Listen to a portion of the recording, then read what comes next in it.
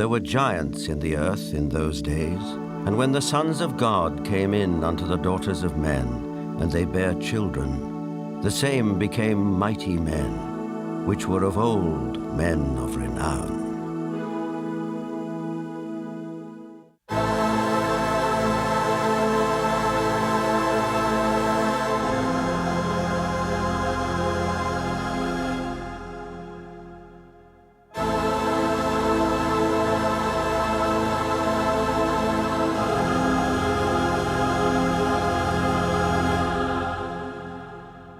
The Maya and Incas of South America believed a race of giants existed on Earth before the Great Flood. So did many other ancient civilizations. Some took them for gods, others left likenesses of them in stone or wrote about them in their histories. The Greeks and Romans told of blood falling from heaven and landing in the lap of the earth goddess Gaia, who gave birth to the Titans, a race of fearsome giants.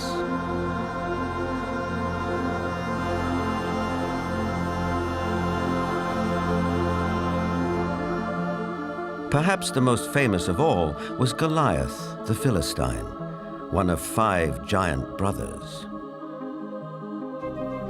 Vendell Jones is an archaeologist with a style of his own.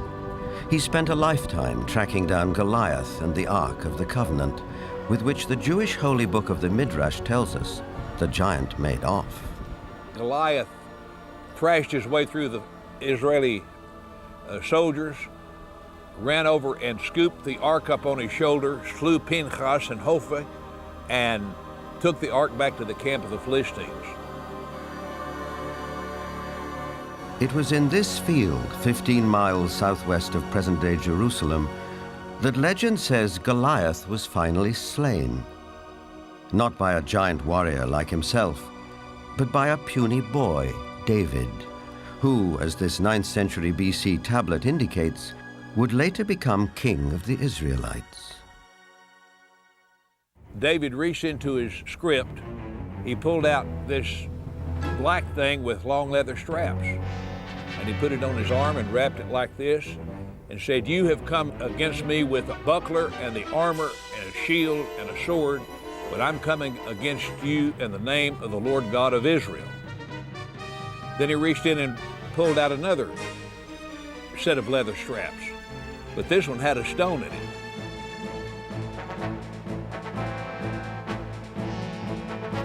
And like this, the shepherd boy cracked Goliath, stunned him. He didn't kill him. Goliath fell on his hands and knees. David ran over and took the sword of Goliath, this enormous sword that had killed Hophni and Pinchas. And with Goliath's sword, he decapitated him. Just 2 miles from where the famous fight took place stands an 80-foot overgrown mound. This is believed to be Goliath's final resting place, though no one knows for sure because it's never been excavated.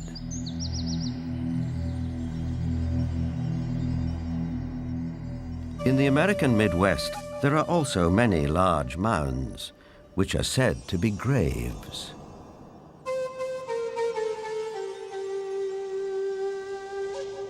An author who has sold over 15 million books and written extensively on giants is Brad Steiger.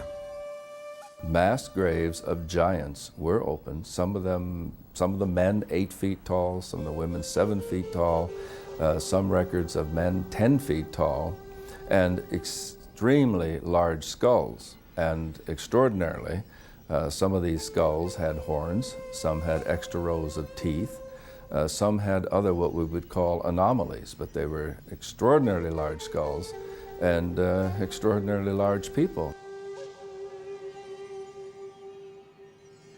A maverick archaeologist who has long been fascinated by legends of American giants is David Hatcher Childress. A number of mounds in the Midwest in America were excavated starting in around 1850.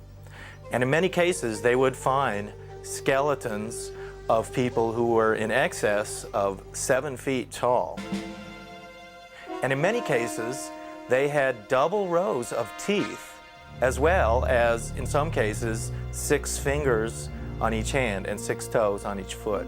The one that was found in Bridal Veil Falls, California by a group of miners, first they found this wall with very intricate hieroglyphics. They assumed that they were finding gold behind the wall. They broke it down and they found this woman holding a child covered with fur and a strange kind of dust. The same tall female mummified remains have been found in Texas. They have been found in Death Valley. They have been found in other parts of California. These old photographs and newspaper clippings are all that survive of these mysterious giants. Winner of the Newsmaker of the Year award, journalist Jim Mars has a special interest in speculative science. Archaeology at that time was in a heyday. There was everybody that had a shovel was out trying to find something.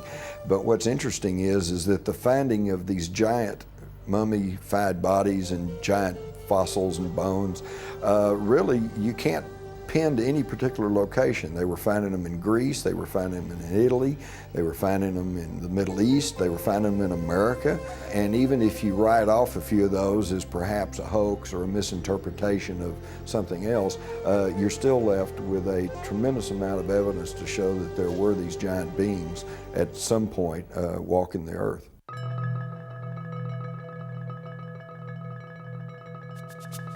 In 1912, ranchers started coming to this isolated cave near Lovelock, Nevada, to dig out bat guano for fertilizer.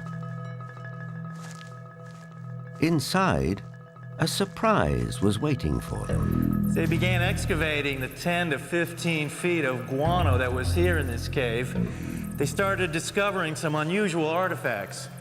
They found duck decoys and baskets, other things for hunting and fishing in the nearby lake that's now drying up. But then they made some very unusual discoveries, and those were of red-haired giants that were mummified. These giants were 6.5 to 7 feet tall. In many cases, they were mummified, wrapped up like Egyptian mummies, and they had long red hair going down to their shoulders. The ranchers couldn't explain it. It was the strangest thing they'd ever seen. But the Paiute Indians who lived around here knew all about it.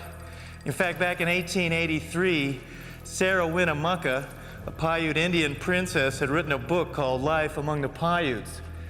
In that book, she talked all about the giant, red-haired people who used to live around this lake and live in this cave. She claimed they were cannibals. That tribe would eat the dead. They would make war on my people. My people went to work and gathered wood to fill up the mouth of the cave. At last my people set it on fire and called out to them, "Give up or you will die." But no answer came. Now, one of the great mysteries of the West is what happened to these giants? There was nearly 60 skeletons brought out of this cave, but today they're nowhere to be found. Is it that there is some kind of archaeological cover-up that has occurred here? Something that concerns giants? Perhaps the entire story may be a rural legend, or like tons of buffalo bones, the remains may have been burned and used with the bat guano as fertilizer. Whatever the explanation, proof that there were giants here has disappeared. Yet at the same time, tantalizing clues to their existence can be found all over the world.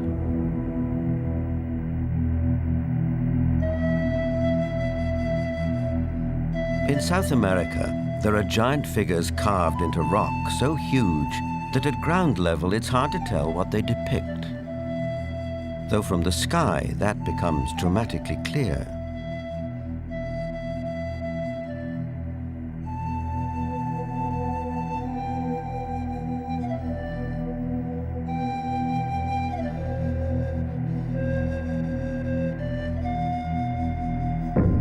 This one in Chile, known as Cerro Unitas, at over 300 feet high, is believed to be the largest representation of a human-like figure in the world. Who carved it and why remains a mystery.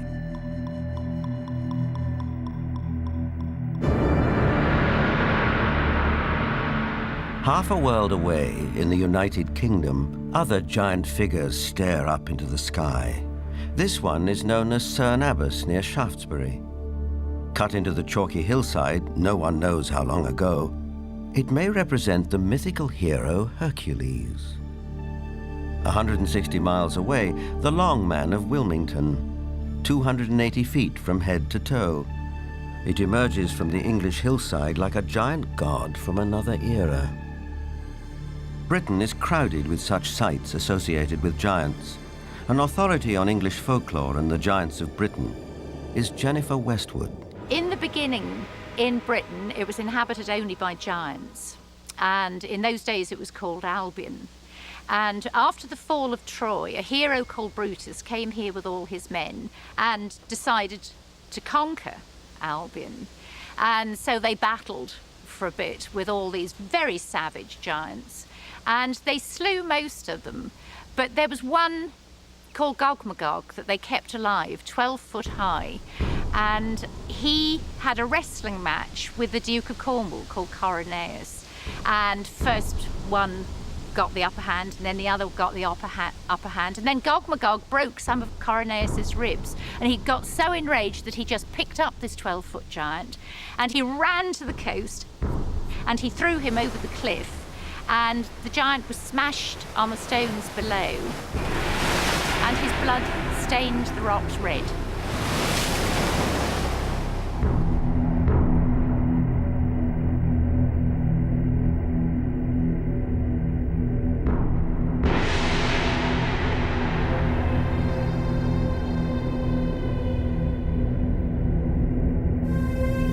Giants also figure in the mythology of Stonehenge, arguably the most famous megalithic structure in the world.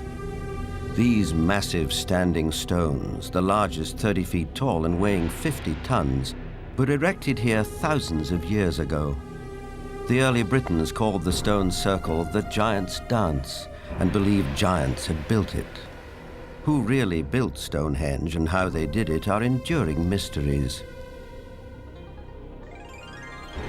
Perhaps in the end, we have to turn to legends for an answer.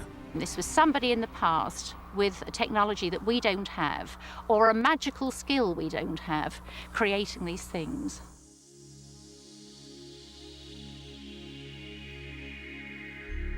The spiral-shaped Gilgal Rephaim is situated in the Golan Heights, 50 miles from Damascus.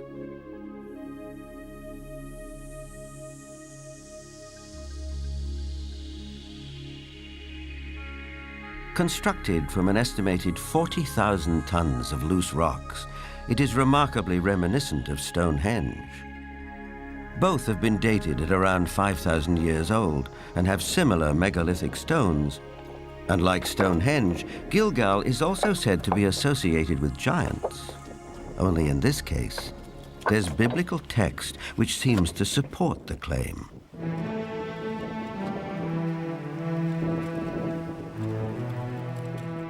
Israeli archaeologist Daniel Herman is investigating the newly opened grave. This is a tomb of someone obviously a very powerful man.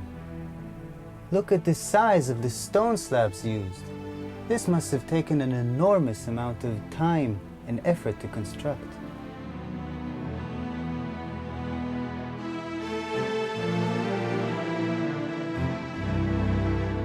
When the Israelites came here and wrote their Bible, it was already here. They saw it. So they have documented the identification of the site by saying that this region was ruled by Og, king of the Bashan. Og is described in the book of Deuteronomy as, and I quote, "For only Og, king of Bashan, remained of the remnant of the Rephaim." Rephaim is Hebrew word for giants.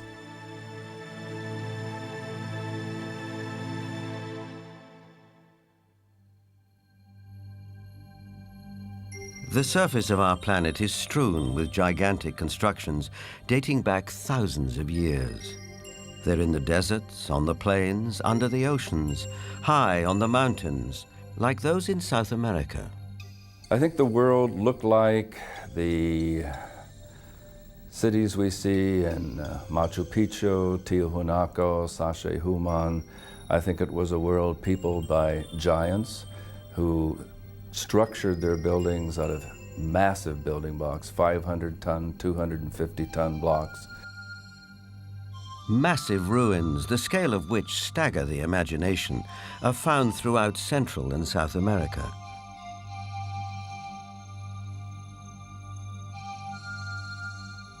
Even a skeptic might be tempted to ask, who could have built these architectural wonders, if not a race of giants?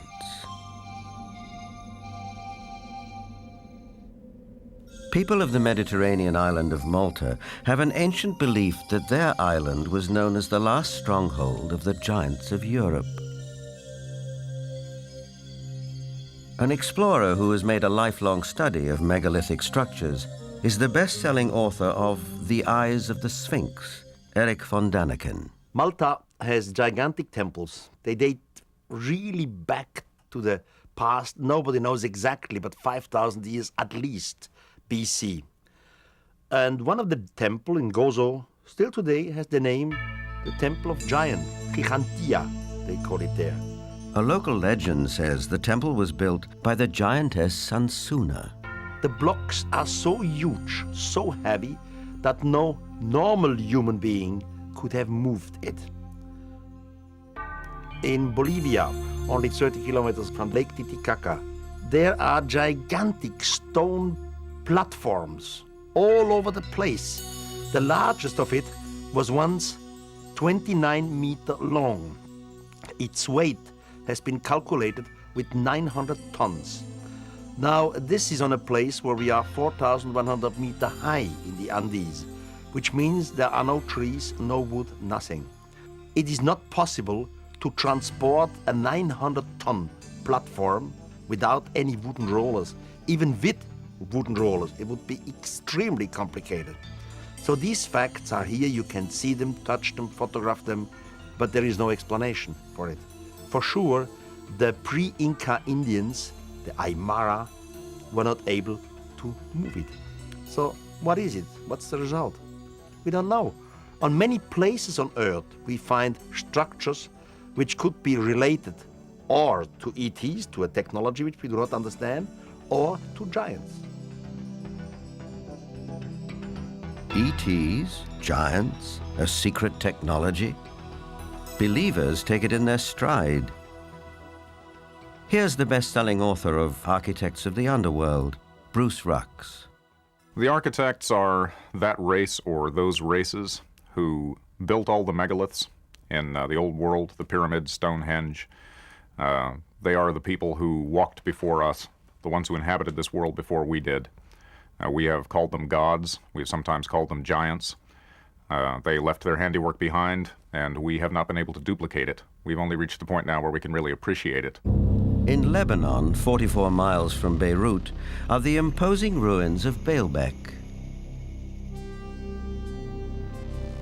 There is mention of this place in the Old Testament's Book of Kings. Baalbek in particular is a very good example. That has the trilithon. Those are the largest stones in the world ever used for construction. They're so large we don't even know their actual weight. Those stones were somehow quarried, moved 5 miles, lifted 25, 30 feet in the air, and placed together so closely that you can't fit a razor blade or a piece of paper in between them. We have no idea how they did it. We don't have a crane in the world that can lift weights anywhere near what those things are. No one knows for sure, but according to Arab tradition, the earliest temples were built here after the Great Flood by a tribe of giants for the biblical king Nimrod.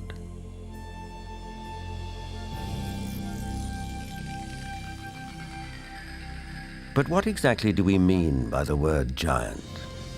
Bloodthirsty monsters like the one-eyed Cyclops of Homer's Odyssey? Or the fee-fi-fo-fum ogres of children's fairy tales? Or could it also include peaceable giants, living as you and I do, walking the streets of our cities in the full light of day?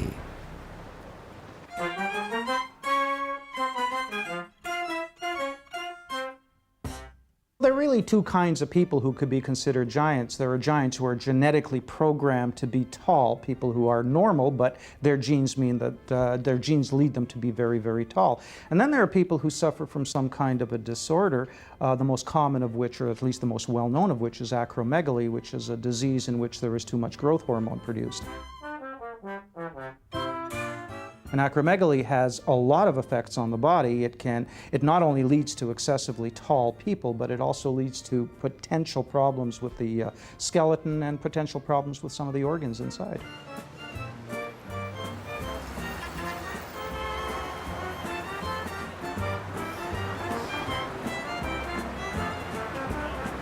Ryan is a healthy, well-proportioned, 7-foot-tall, normal young man. I just wish I were as tall as he was. But what makes a person unusually tall? Is it a family trait, nutrition, or something else? Are tall people just ordinary people of exceptional height? Certainly some tall people are giants in their profession, and if that happens to be basketball, they may be millionaires too. Genuine giants didn't always do so well. Here's Jack the Giant Killer presenting his latest capture to the king. Towards the end of the 19th century, this 9-footer was given to the Russian Tsar as a gift. For some of the vertically unchallenged, it was possible to make a modest living by displaying themselves in public. From there, it wasn't very far to the Carnival Freak Show, which wasn't complete without one or more giants. Even after death, they could still draw a crowd. Anna Swan and her husband Martin, both 7.5 feet tall, went on tour as the world's tallest married couple. It probably took 2 storks to deliver their 24-pound newborn. Which brings us back to the question, where do they come from? Is it possible that in the dim and distant past, they can trace their ancestry to a race of giants? The Weizmann Institute's award-winning scientist, Dr. Marvin Antelman, believes he has the answer. If we all have genetic material from the first man, then it is not surprising to find here and there that you would have a giant existing among us today, because there would be a recessive gene that would produce such a person. The Watusi tribe, for instance, are very large. The median height for most of their males is close to about 7 feet. They're extremely tall. There are biblical references to even taller people who lived in ancient times.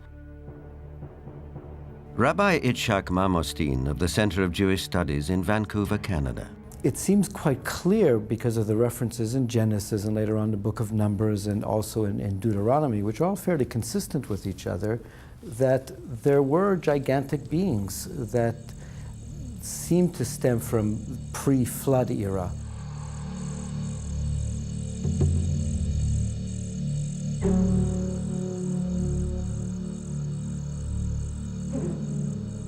Is it possible that environmental conditions of past ages favored the development of giants? Certainly we know from fossil evidence that some species, like dinosaurs, grew many times larger than they do today.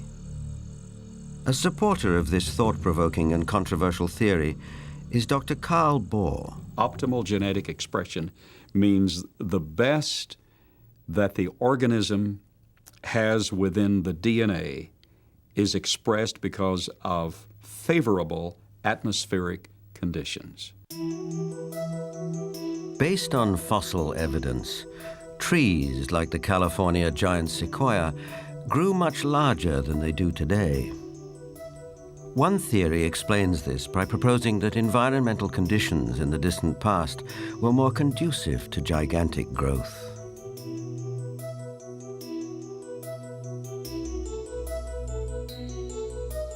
Under these described conditions, plants and animals would live longer, be much larger, and that's precisely what we find in the geologic column in the fossil record. Plants were much larger. All living systems were larger. We have animals that today have an 8 or 9 foot stature with a 16 to 20 foot stature. We have insects such as the dragonfly. Today, the dragonfly has perhaps a 4-inch wingspan. In the fossil record, his counterpart, Meganeuropsis, had up to a 5-foot wingspan. Everything was larger in the past. I'm of the opinion that under better atmospheric conditions, people were living not only longer, but they were taller, much taller. Giants and dinosaurs could not exist today as they did in the past because the atmospheric conditions simply will not permit it. We had a greater ozone layer at the time prior to the flood. At the time of the flood, it was diminished to about 1/7 of what it was at that time, and therefore, life on this earth as we know it no longer has the same life expectancy as it did at the time of the flood. A thinning of the ozone layer means less protection from the ionizing radiation from space, and less protection for plants and animals. Being interested in Earth's original conditions, after 35 years of research on those parameters, I've attempted to reconstruct that context. And in so doing, I've had our engineers build a biosphere that doubles the atmospheric pressure, that increases the electromagnetic energy, that increases the ratio of oxygen, but not to the level of toxicity, that eliminates ultraviolet radiation, etc. And the experiments that we've run have been very gratifying.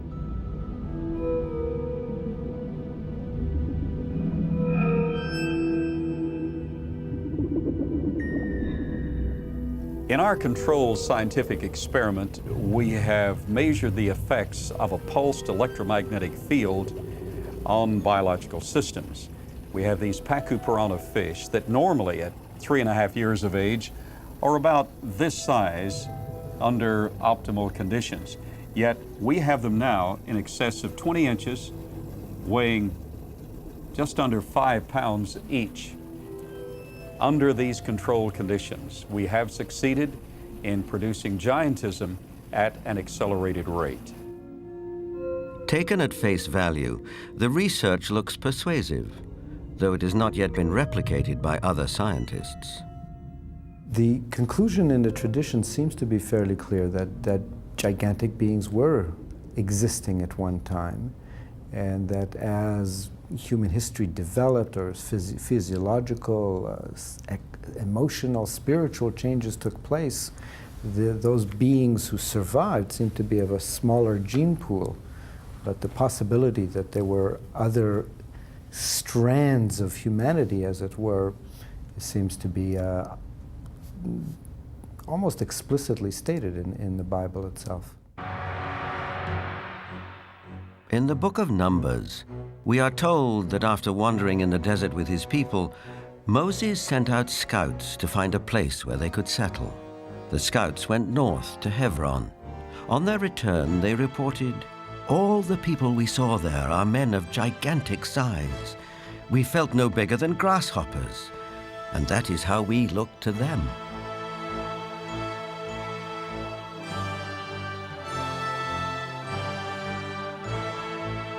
The tribes continued northeast to Mount Seir, known today as Petra in Jordan.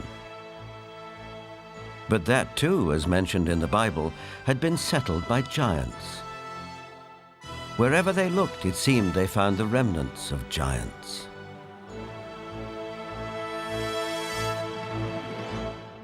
If we look at Scripture, there were giants in the earth in those days. And if we take that literally rather than symbolically, that there were simply men of great powers and extraordinary abilities, then we could say that the first men, the first humans, were giants, or we could theorize that these giants came from somewhere else and used Earth as a colony. In itself, this notion is a startling idea. But a people more ancient than the Israelites believed the very same thing. They wrote that the giants were celestial beings who came not from Earth, but from another planet.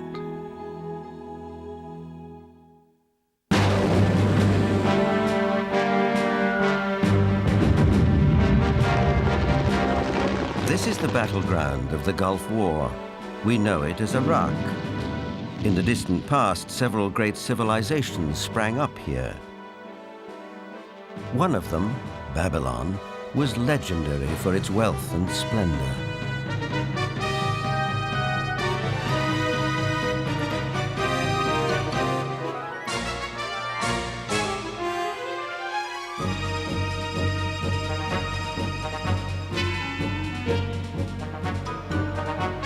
But long before Babylon, as long as 6,000 years ago, another remarkable civilization evolved. Its people were the Sumerians, who had an extraordinarily advanced culture. Their list of first just almost sounds like a whole list of our whole society. They had the first bicameral Congress, they had the first writing, they had the first school systems, and you just go on and on and on. So you have to ask, well, where did all this come from? And I think that you need to turn to the ancient Sumerians themselves and listen very carefully to what they have to say, because what they have to say, not just in one place, but over and over and over again, is that they were taught civilization by these beings that came from the heavens to the earth. They call them the Anunnaki.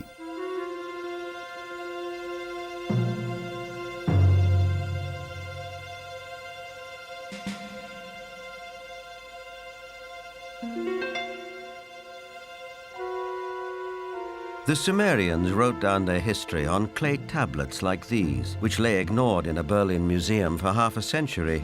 Few people have been able to decipher this ancient language, but one of them is Zechariah Sitchin.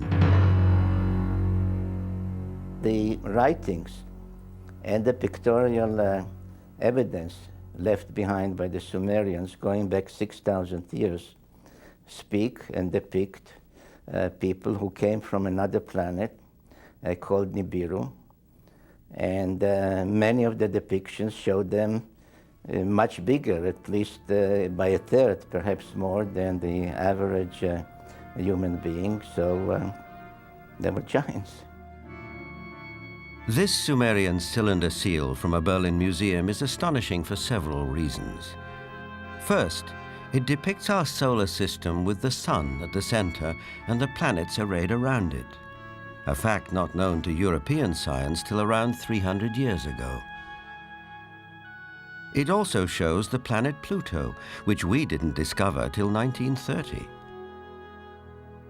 And amazingly, there's another planet, which the Sumerians called Nibiru, and believed that it was from where the Anunnaki, or celestial giants, came from. If you look at the three figures depicted here, they all look more or less the same size. But if you bear in mind that this figure of the deity, that he is seated, and you add from the knee to the hip to his size, you will realize that he is about 10 feet tall, a giant, one of those who from heaven to earth came. Looking for signs of extraterrestrial life, astronomers have searched deeper and deeper into the universe. But all along, maybe they should have been looking closer to home. For it's in our own solar system that a mysterious object has recently been detected, near where the Sumerians placed their planet Nibiru, home of the Anunnaki. For the believers, this is convincing evidence that the celestial giants are real.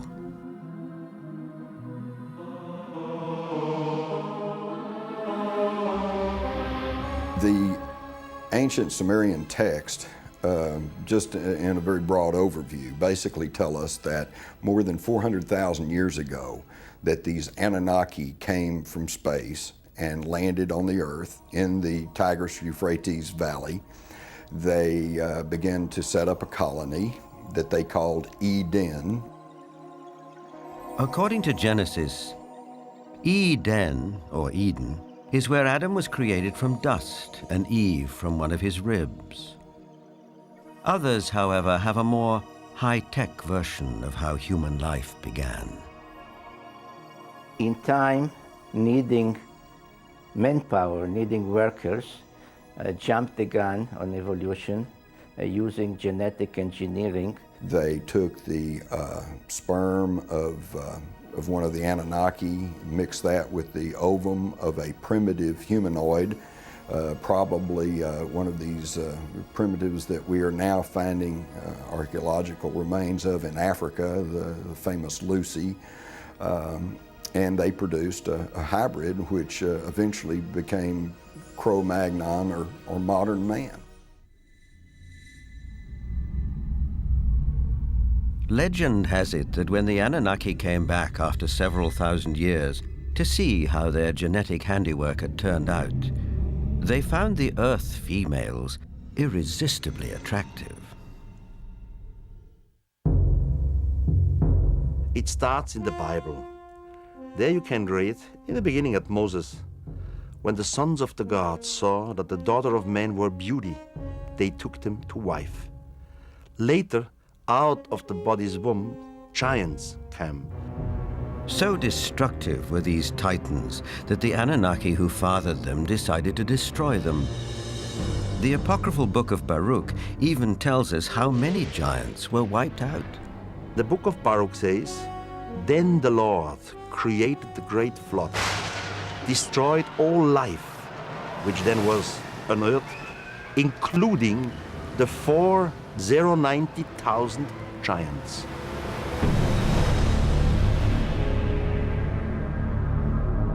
As the story goes, some of the titans survived, but their reign as rulers of the earth was over, and humans became the dominant species.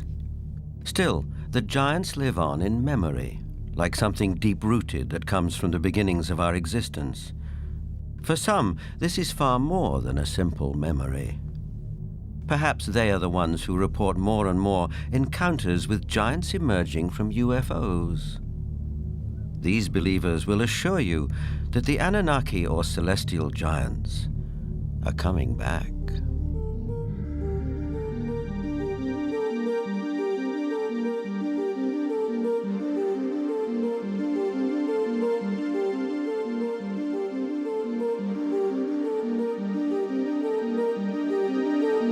The town of Yatzitz is 25 miles west of Jerusalem. On January the 3rd, 1996, Chief of Security Herzl Constantini was at home when he heard a strange noise outside. When I opened the door, I was paralyzed with fear. I saw a gigantic being around 5 feet wide and 11 feet high. I estimate its weight at about 2 tons. I called the police, and 2 officers came over to the house. They laughed at us and accused me of drinking. But when the trackers came and saw the prints, they stopped laughing.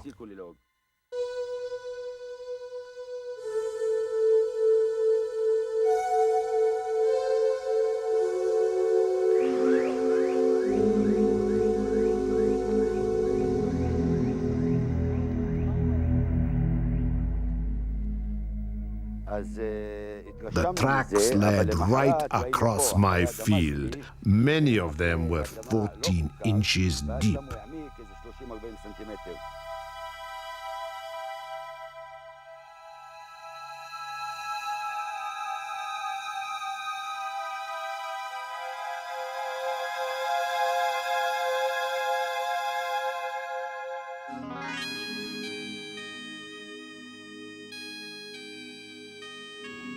Over the past 10 years, reported sightings of UFOs with giant occupants have been on the increase. Former director of the British UFO Research Association, Jenny Randles, is familiar with these statistics. From an analysis of 15,000 encounters with beings, giant encounters have increased every single year since the 1965 period onwards, and we are therefore getting far more reports of giants being seen today than we did 30 or 40 years ago. The apocryphal books of Enoch are believed by many to be over 5,000 years old. In them, Enoch writes about how he was taken up to the heavens by two men of great height. In this celestial journey, he also talks of meeting those who from heaven to earth came. Two huge men appeared to me, the like of which I had never seen on earth. Their faces were shining like the sun. Their eyes, too, were like a burning light. And they took me up and carried me to the first heaven. And they fly with their wings and do the rounds of all the planets. They led before my face the elders, the rulers of the stellar orders. These groups carry out and carefully study the movements of the stars. Enoch is taken up to the sky at least 3 times. In our today's view, we would say he was taken up to a mother spaceship. There he has a discussion with what is called the highest, whatever the highest is. We would say maybe the commander of the spaceship. In other words, Enoch is what we would call a victim of alien abduction. This might seem like a far-fetched interpretation of a text written a very long time ago. On the other hand, present-day accounts by people who claim to be abductees are not so very different. The elders were 6 to 9 feet tall. They had white hair, pale skin, almost albino, light blue eyes, wore white robes, and had no shoes on at all. And they could speak audibly, and they could also speak through mental telepathy. I've checked the owner's manual that came with my brain, and nowhere, even in the small print, does it say that all dreaming will be between the hours of 11 p.m. and 8 a.m. That generally speaking, it is, but what we know is the brain can generate extremely vivid images, extremely real and lifelike things that are hallucinations. But events in the Russian city of Voronezh can't be so easily explained. In this instance, there were at least 20 witnesses. Could they all have been dreaming the same dream in broad daylight?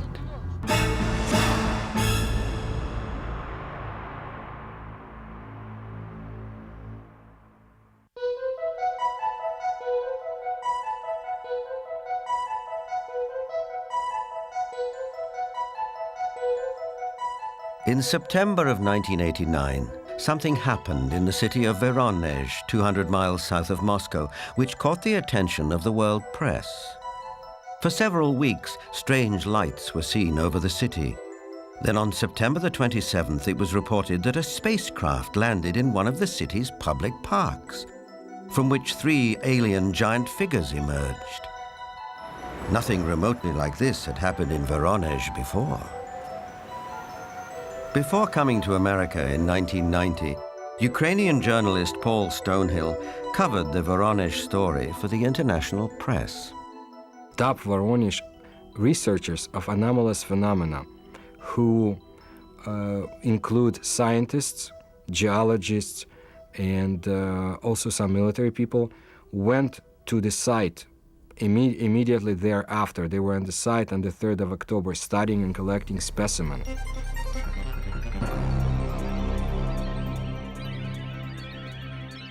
The encounter became a media sensation on national television and in the international press.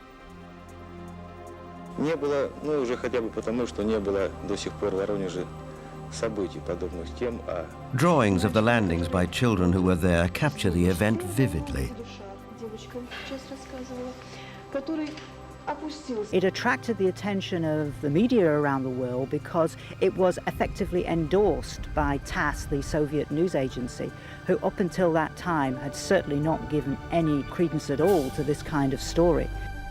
They had the chance to talk to many eyewitnesses, adults as well as kids, policemen, school teachers, students, scientists who had witnessed similar or even differently shaped UFOs.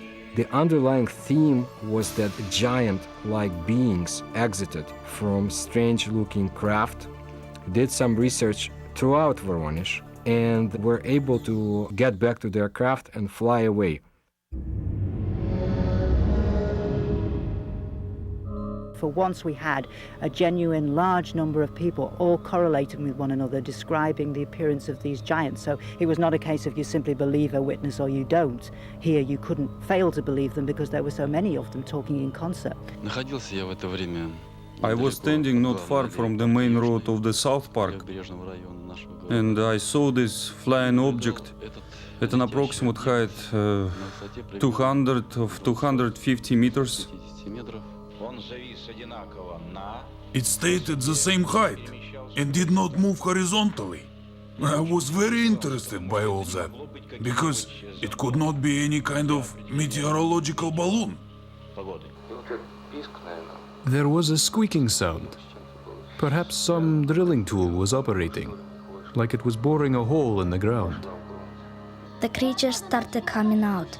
They did not look too much like humans. They were much taller than humans. They did have shoulders, but I didn't see the head. He was huge, really huge, bigger than we are. He was a mighty figure. In 1989, Sergei Makarov was one of the school children who was in the Voronezh Park.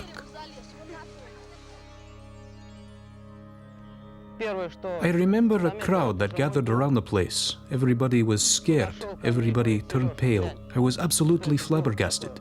Denis Bozhenko was also one of the boys in the park on that day in September 1989. I saw some traces there, and also a strange man. Outwardly, he looked like any other man, only he was huge. A moment later, he suddenly disappeared. I had no doubt that the UFO and the giants existed, because I saw them. But sometimes when I look back, it seems sort of like a fairy tale.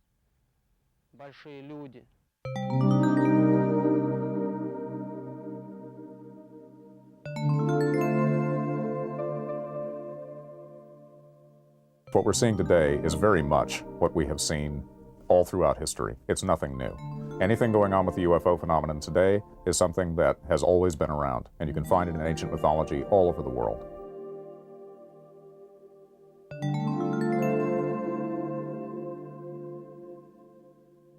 We have the legends, and of course, in some cases, we have cave paintings of giant-looking being and even footsteps. I would think something was in the past, and this something was much bigger than our normal earthlings. Were they indeed our fathers? They were the patriarchs who came before us, that all the legends refer to, the giants, the Olympians who lived before us.